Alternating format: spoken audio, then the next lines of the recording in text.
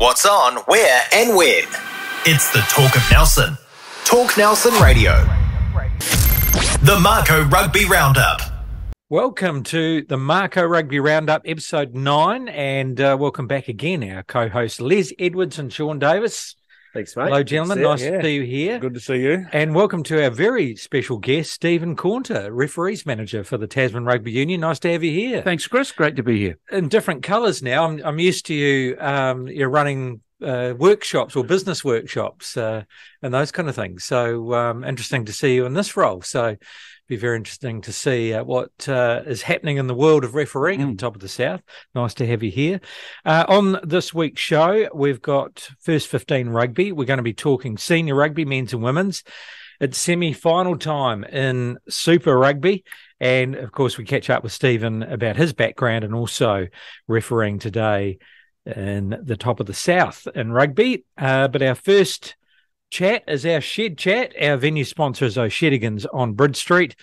Sean, what's been happening, mate? A busy week? Yeah, another busy week, mate. We're gearing up for Super Rugby finals and all the like. So it's been another full-on week in the world of sport and bars. Yeah. And what's happening on the telly? Because this is the place to come and watch those big games. Yeah, well, just wrapped up the NBA finals, so it's that's the sort of daytime entertainment. But it's so we're moving through a bit of the American sports during the week, and then definitely the NRL and the, of course, the Super Rugby in the weekends. Yeah, all happening at O'Shedigan's on Bridge Street. Make sure you pop on down. First 15 Rugby round 5, Les, and what's the lineup for this week? Well, in the championship, I'm delighted to say that Waimea Combined got their first win last weekend. Oh, so awesome! They'll be a happy camp, and this Saturday at noon they're hosting Horomaka Combined at Waimea College. So I would suggest to you they'll go 2 wins on the trot. So good. I think that a win is all they needed to believe in themselves and get their season going. In the Premiership on Saturday at noon, Marlborough Boys College, who are 1-3, are hosting Christ College, Christ at 3-2. And then on Tuesday next week at 11 a.m, Nelson College are away to Shirley Boys High. College, of course, winning midweek and are now 6-0. So... they're playing very, very well. Shirley Boys High, they will give them a good match over in Christchurch. Okay, and all those Waimea supporters, make sure you get out at 12 noon. This time, home game, a chance to go down and support them. Senior club rugby, senior women semi-finals. Here we go. It's crunch time now. The big games are on. So what's the lineup for this week? Yeah, so Marist, who are seeded 1, will play Waimea Old Boys seeded 4 at Trafalgar Park at 1 p.m. And then over in Rewaka, Kahurangi are going to host Wairau Wahine. That's at 5 p.m. at Cook's Reserve. Have you had a chance, Stephen, to see any of the women's games this season? Oh, I've seen it up close and personal. Right, so that's good. You've been on the pitch. Earlier in the season had Kahurangi and Marist over in Motueka. So nice. Good rugby from the women, and it'll be a good spectacle. Okay, so since you've been closer to it than I have, what are we thinking? Marist versus Waimea Old Boys at Trafalgar Park. Marist pretty well drilled, and I think it'll be hard to see them getting tipped over. So for that game, I'll go with Marist. Marist, all right. And Kahurangi Waru Wahine at Cook's Reserve, 5 p.m, Les. So what are your thoughts on that? I think Kahurangi definitely a very good team, and they'll be too strong for Wairau. So but 2 good games, and we're here. It's semi-final time, and FPC follows, of course, after the final team selections. A lot to play for these women. And great to see Waimea Old Boys and Waru Wahine seeing out the season. And you never know. It's on the day, isn't it? You just never know what happens.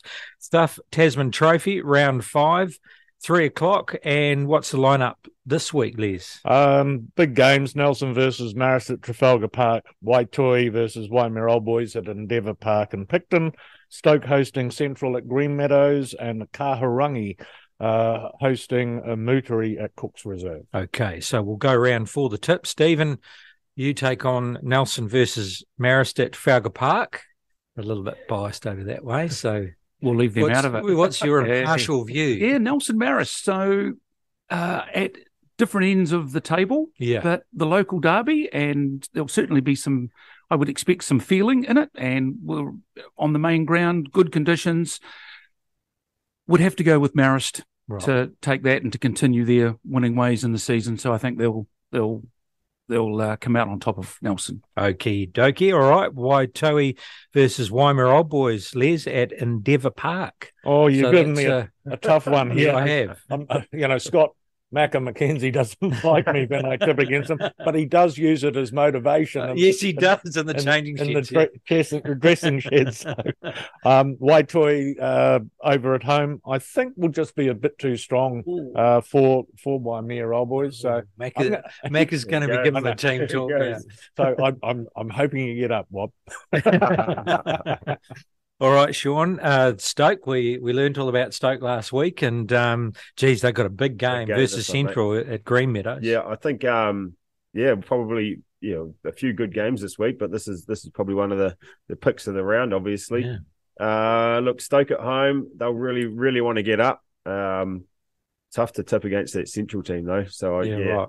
It's I think it's going to be 12 and under either way, to be fair. Can you sit on the fence? No, you can't. I think it'll be a draw. A draw. There you go. All right. It'll be a really good game. I think. Well, interestingly, like Stoke are sitting pretty well on the table. Yeah. I mean, level on points with Kairangi, and they're at home. I'd say there's going to be a big crowd there. Oh, massive crowd. For sure. So you never know. They might be really up for this. Home ground advantage. All right. Kairangi versus Mutri at Cook's Reserve, Stephen. What do we think? I would be careful here because I'm on the sideline. Oh, yes. Oh, yes. Oh, yes.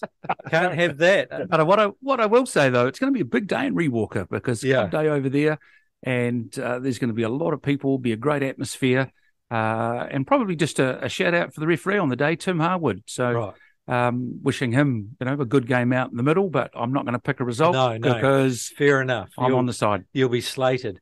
Les, I'll get you to do this tip. What do you think? Oh, Kairangi. 13 plus. No one picks any scores anymore, Stephen. In my day, you had to pick a score. Yeah. Now it's just, it's so wide open. And then what's happened to spot the ball? Yes, the pools. Can you do that on podcasts? We'll have to look into that. We've got the screens. We've got the screens, we do. All right, okay. So good luck to everyone out there, and especially good luck to the women's semi-finalists. So we wish them all the best for that. Right, here we go. Super Rugby semi-finals. And, Crusaders, I think we'll all tip each on this to see how we go. Idea. So Crusaders versus Blues.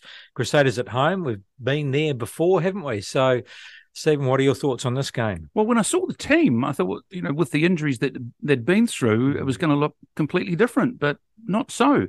So they're putting out a side that looks good, and I'm a Crusader through and through, so I can't go any other way, but I'll go Crusaders, really hitting their straps, 13 plus. 13. Wow. There you go. Good. Les? Les, what do you think? Oh, look, this is the coin toss. At the TAB, they have the Blues $2.40 and the Crusaders $1.75. So, man, it's tempting to say this might be Blues time, but we've said this before. Yeah. Last year, we said that on our podcast. So, the Blues find it difficult to get the better of Crusaders. Well, Crusaders have won something like 21 games on the trot. So, I'm going to have to go Crusaders 12 and under. Yeah, similar. I'd like to see, the Blues sort of live up to the potential we know they've got, but tough ask. So I don't think they'll get it done against the Crusaders at home in a semi. Yeah, and I've got a similar feeling. If Blues fire, watch out. They're overdue to do that, but the Crusaders just have this uncanny way of being able to come through in finals football, and they're at home, and it's going to be freezing. So, Chiefs versus the Brumbies, and on either game or either quarterfinal, the Chiefs only just got through by the skin of their teeth, didn't they, against the Reds? And Brumbies were the same at home. I thought they played very well at home, but then the controversy at the end, was there a hand or was there not?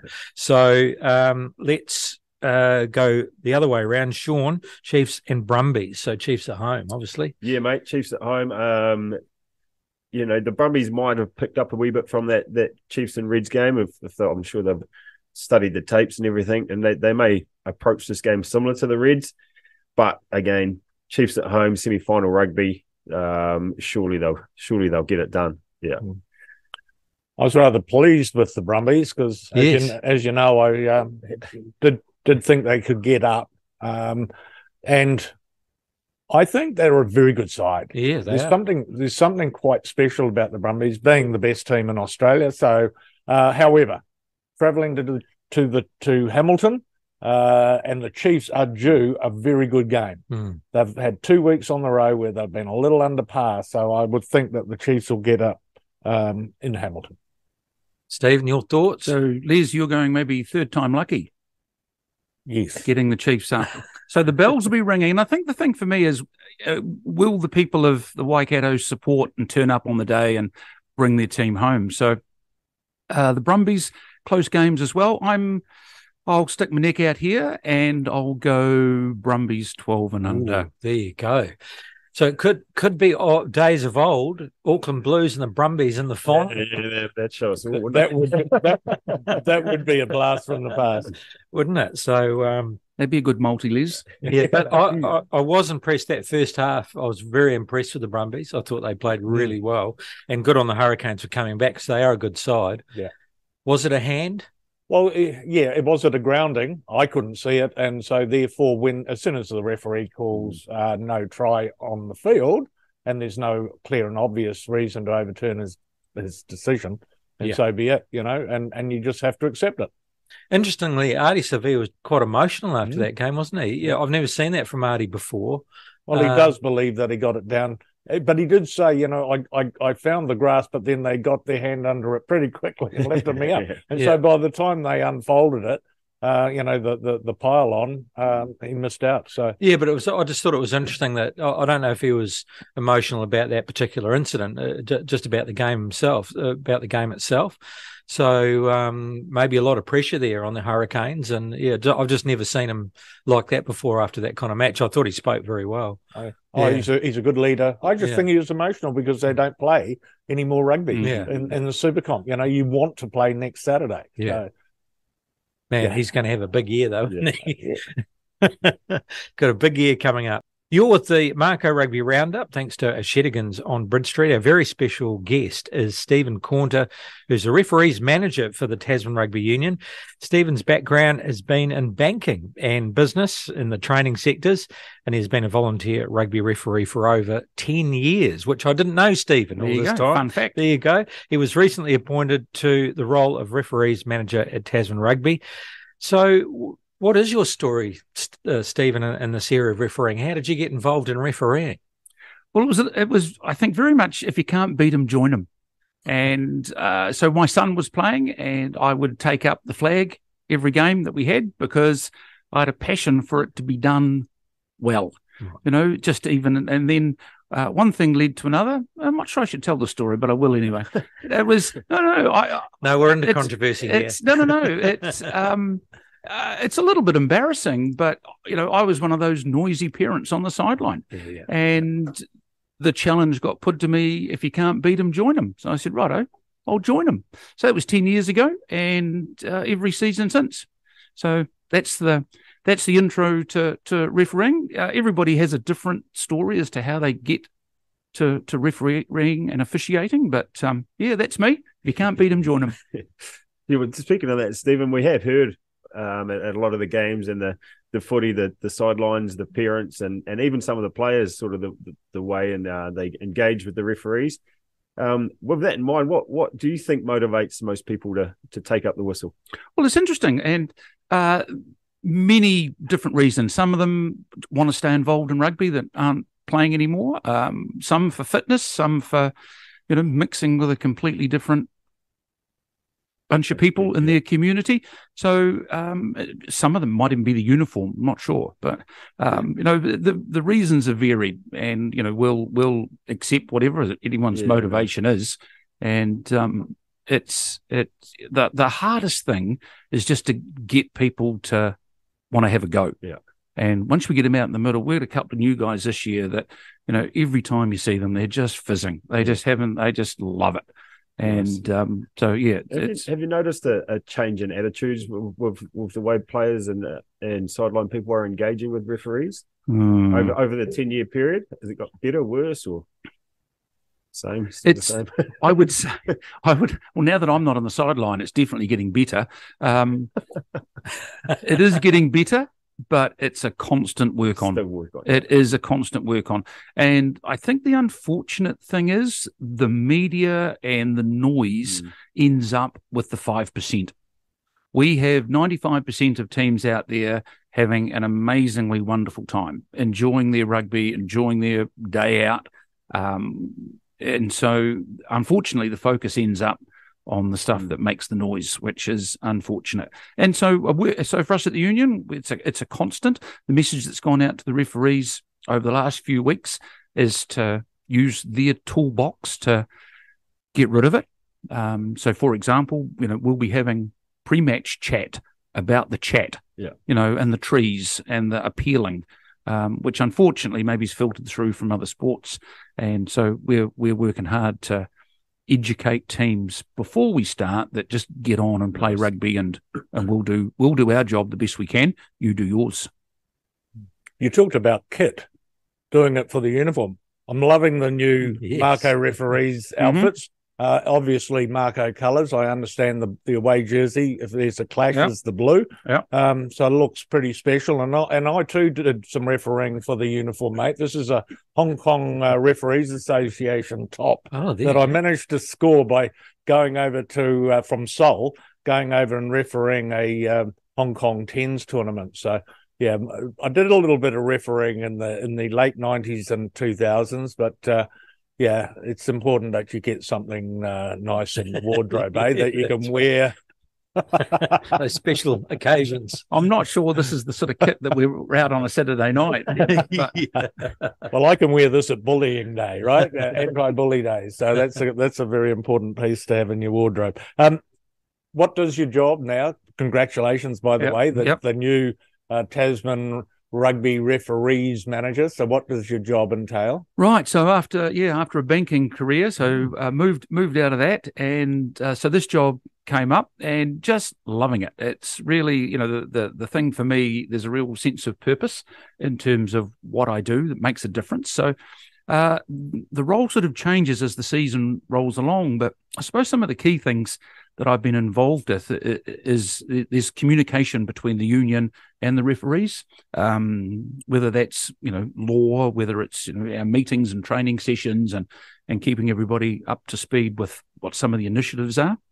There's still some training involved, so standing out the front and delivering the associate referees course and looking after that group of people that are looking after games out in the middle as well, which we might come to a little bit later on.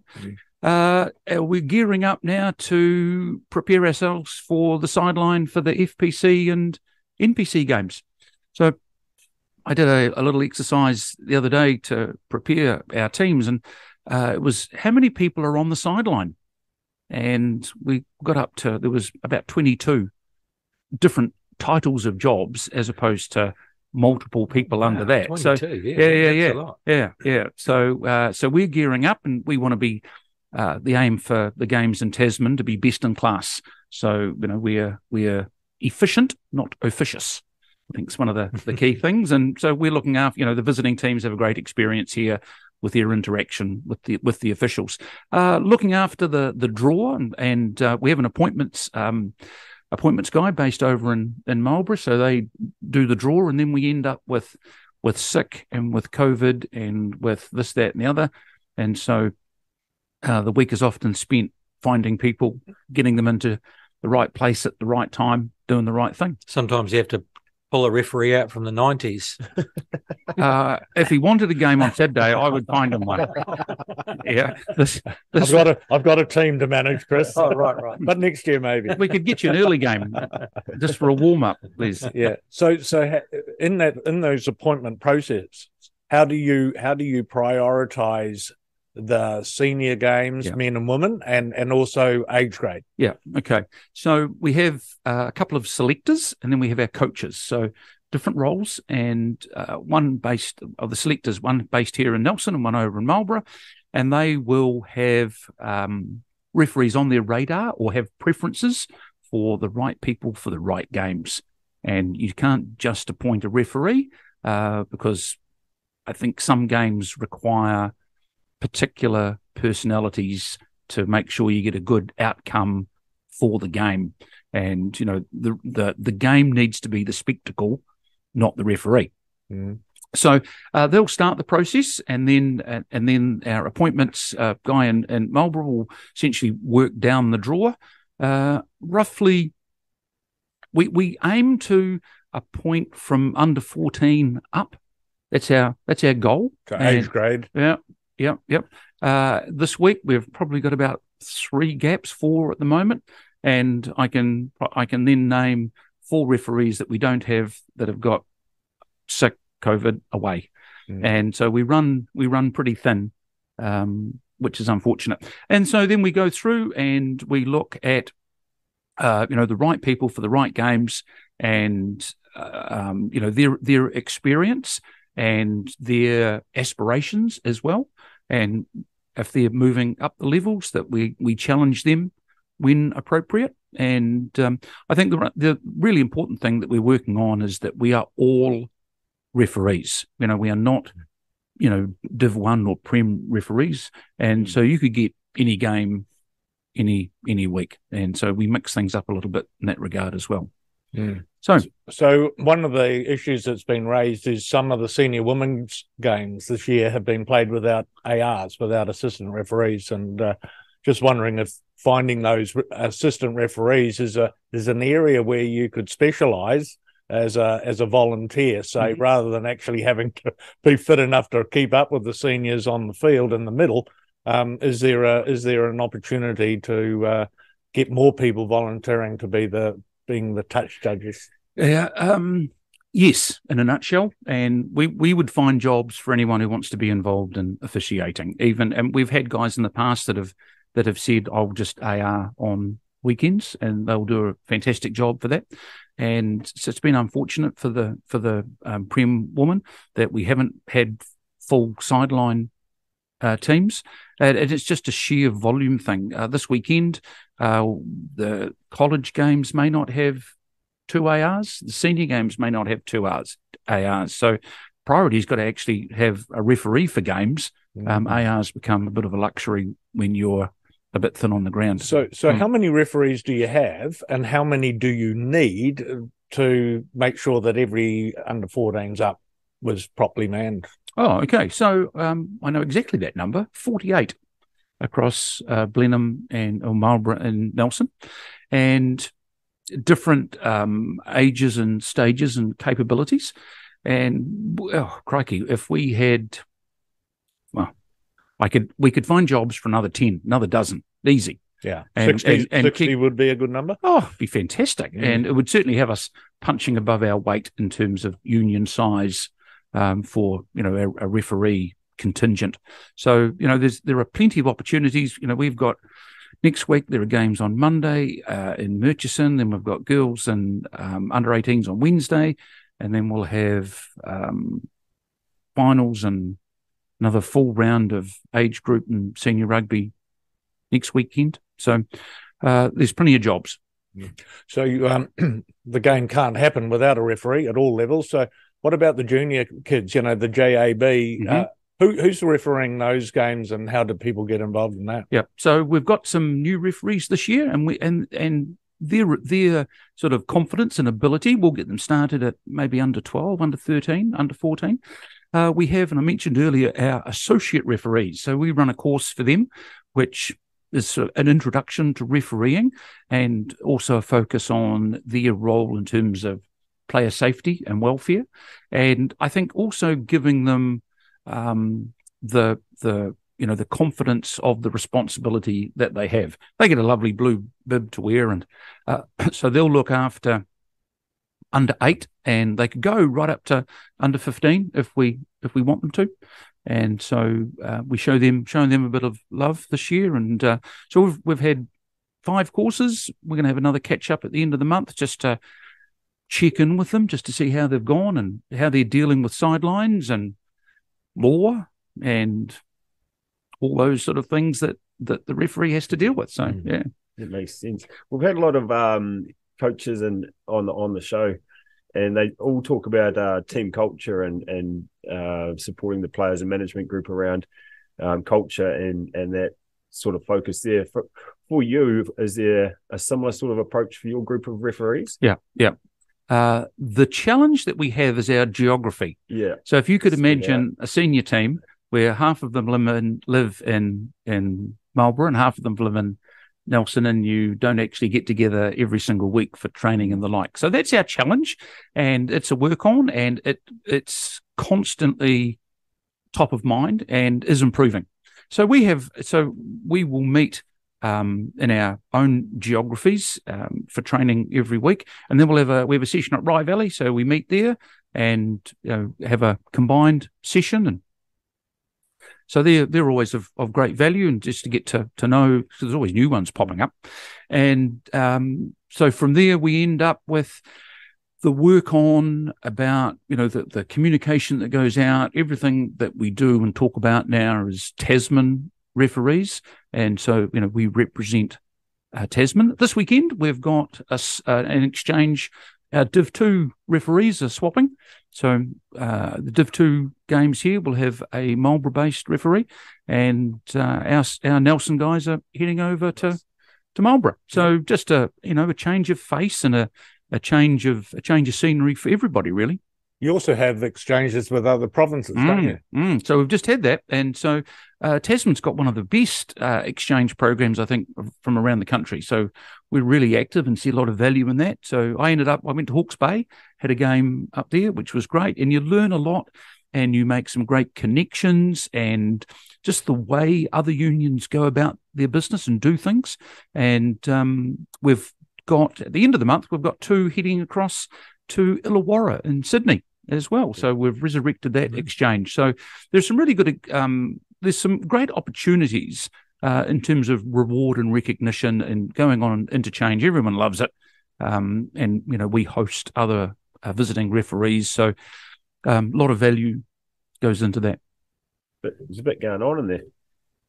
With what's your thoughts on recently retired players and what kind of impact could they make in the referee contingent? Well, the great thing about refereeing at Div 2 level, you can have a chip at them out in the middle whenever you please about their ability to become amazing referees. So any of you Div 2 players watching and listening in, we've got you on our radar because you know the rules so well.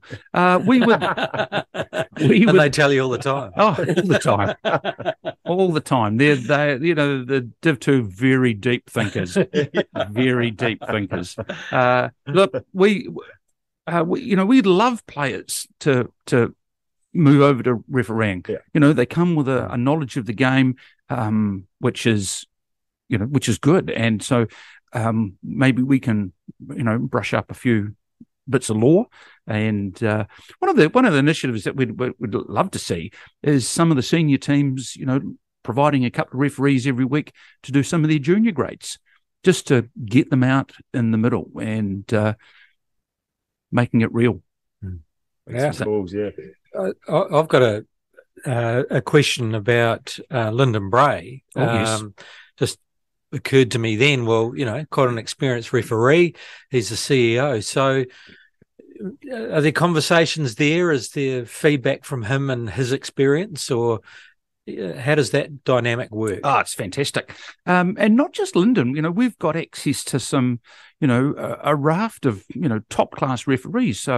Dave Bishop, Kelvin Deeker, Bob Wilson and Lyndon. So, they're all in our coaching team. So, we've got access to some amazing experience. But back to Lyndon, he's great, and great to have someone who's got refereeing at heart.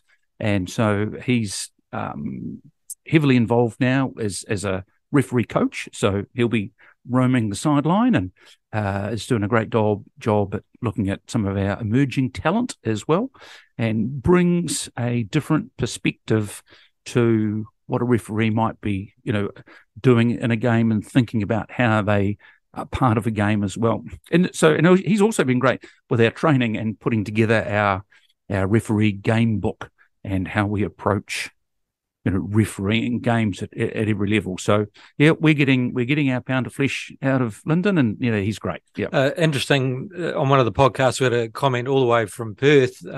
Shout out to Shannon Papa. He always makes comments on our podcasts, and he was playing for Netherlands, and Lyndon did a final for them in Perth. So the referees do get around, and it just occurred to me then, you quite often as a player, you remember the referees in your playing career. You remember, the different styles and who they are. So, I mean, we talk about team culture and the players, but often players do have this relationship, this central relationship with referees too, don't they?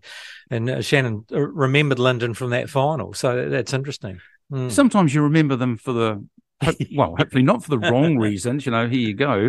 But the influence that they have on the game, as I said earlier, for the game to be the event. And I think some of the best feedback that I've ever had is when you finished a game and a grandmother comes up to you and goes, "I don't know much about the game, but I think you did a really good job." And I'll go, "Cool, that's job done." Yeah. You didn't influence the game; you just let it happen. Awesome.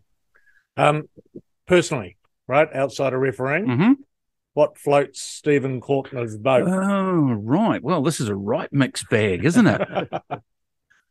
So still keeping my hand in a little bit around the business training stuff. So have a few gigs to prepare some material. So still really keen on business education and business success, like you, Chris. So that's part of it.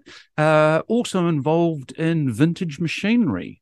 So for all of our local listeners, Higgins Heritage Park out at Wakefield. So shout out for them. So involved in them, and only an unfortunate thing is now this job, while it's part-time, it's sort of quite full-time in the middle of in the rugby season. And so garage time has just about disappeared. Looking forward to the off-season, and which also coincides with the whitebait season. And we later in life have taken up tramping. So we are sort of knocking all the great walks off at the moment and just waiting for the bookings on the Kepler to open. So yes, that's we do very shortly. There you go. You might pass Les on the way somewhere. So I also read that you were an editor of a vintage car magazine in your time. Oh yes, okay, yeah, and I'm editor still for the Vintage Machinery. So yeah, for the Vintage Car Club here in Nelson. So yeah, that was a lot of pressure being a newsletter editor. The demand to produce something every month. At the moment, back to the referees, I do a newsletter every week, and I thought, it was 3 pages, and I thought, okay, this is all right. And the content would start to taper off.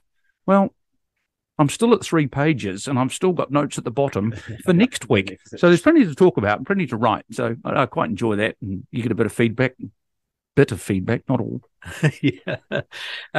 So you've got a podcast platform here. I mean, you've got your newsletters. I'm sure you talk to lots of people, but there might be a slightly different audience that might tune in. So what's your pitch to someone who is thinking about, what do I do on the weekend? And to get involved. Yeah.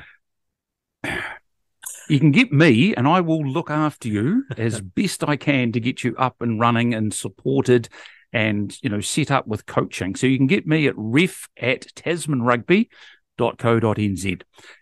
We will find you a job. And whether, our youngest referee, she's just turned 15. to people at the other end of the spectrum.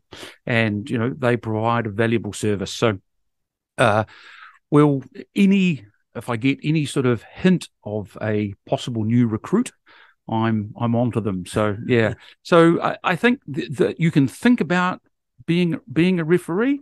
We've really just got to get you out there and have a go, and we'll support you with that. I mean, part of it is about having an active hobby and keeping active and keeping fit.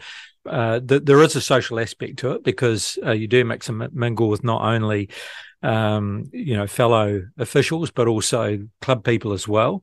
But now there's also this career pathway potentially. So if you are 14, 15, 16, there is no reason why, if you see it as being a career, it couldn't go a lot further. Yep. And you just talk about clubs as well. So just a shout out to Stoke. So we were there last week, and we had a bit of a chip at them. And so the referees, we got the last word. So club speeches and presentations, and then the referee. So that was quite cool. So a career as a rugby official, is a thing. And, we're seeing plenty of, Kiwi guys and women, traveling the world as officials. So my view is, if you become an official early enough and you're good enough, the world's your oyster. The unfortunate thing that we have here in Nelson is we get them to, 17, 18, and they're going great guns, and then, I'm off to university.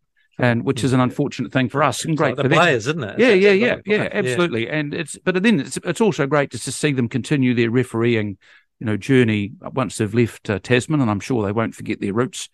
So, but I think the refereeing and officiating can be a career, and certainly you'll see, and I think even more in the women's space, and we've got some world leading referees, and there's the lady from Scotland, Holly Davidson. So she's with the under-20 World Cup. So first female in there. So plenty of opportunity. Yeah, fantastic. And our own Ben O'Keefe, of course, who was a Marlborough Boys College All-Boy. So he's done great things, hasn't he, with his career in refereeing. So if you want to see the world, become a referee. There's the line. Yeah. I'm liking that sell, Chris. I might take it up. I think you got to start early. That was mine. Yeah, and there's a certain amount of fitness level required, isn't there? Yeah. No hammies pulled in a World Cup final. Yeah.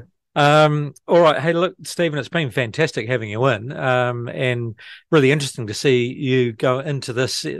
My experience of you is the business corners, and reading your emails about business and the training, but fantastic to see you bring all that energy into refereeing, which you do. You bring a lot of energy to what you do. So fantastic to see you involved in the community game. What are you up to this weekend? What's your plans? Big weekend this weekend. So all day Saturday's rugby day. Starting off 10 o'clock, one of our new referees. So just on the sideline, just a bit of support. And one of the things I want to do as well is just walk the sidelines and just have an open ear to what the noise is on the sideline. So supporting them. Then to Rewalker for a long afternoon. So the Div 2 game, which the Tapawera Valley Stags versus Rewalker. So that'll be, I think, a torrid affair. Up the Stags. Up the Stags, yeah. And then a couple of sideline appointments. So for the senior game, and then the 5 p.m. women's semi-final. Yeah, right. So, so it's going to be a big day. And then I think I've volunteered to go to Murchison on Monday to do under-18 girls Buller v Motueka, I think it is. Right. So, yeah, busy. Yeah, no garage time. Good stuff. All right, we really appreciate you coming in, and thank you very much. And we hope to have you in again to see how things are going in the not-so-distant future. It would be fantastic, and it's been a pleasure to come along, and it's great to have the opportunity to have refereeing and, officialdom actually in a positive light. So I'll get back to the office and I'll await a few emails. So ref@tasmanrugby.co.nz. Good stuff. Thank you. Les, what's happening this weekend? Big weekend for you, as usual. Like for Stephen, Saturday's the rugby day. So obviously the big thing for us is the double header at Trafalgar Park. So Marist Women taking on Waimea Old Boys at 1 p.m. And then the A's playing at 3 p.m. Yes. Massive game against Nelson. And so, it'll be a busy day, a long day, but then off to the Nelson Rugby Football Club rooms to have a sherbet or two to celebrate. Yeah, good stuff. Sean? Yeah, similar, You'll be mate. busy? It's going to be a big afternoon at Trafalgar Park for me. And then, plenty of rugby going on by the time we finish that senior game. I'm sure it'll be close to kickoff for the Super Rugby by the time we get back into town. So yeah, that's right. We'll flow on to that. A couple of semi-finals in there and plenty of excuses to watch a lot of footy. And a couple of checks over to the Tapwera Stags. The Stags. They'll have another go at them this week. I think they're sitting mid-table trying their hardest, so they're going all right. Good stuff. Thank you very much, gentlemen, once again. And thank you, listeners. And we look forward to speaking to you again next week. The Mako Rugby Roundup. What's on, where and when. It's the Talk of Nelson. Talk Nelson Radio.